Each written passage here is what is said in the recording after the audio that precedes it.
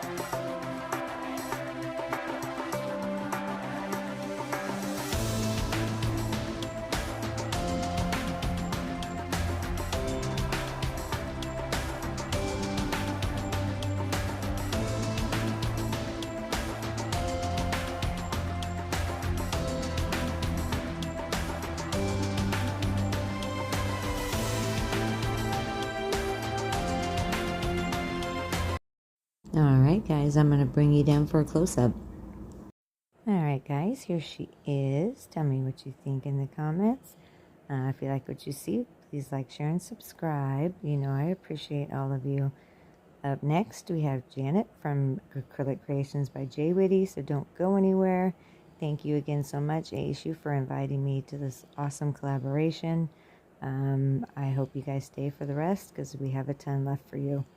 Bye guys, take care.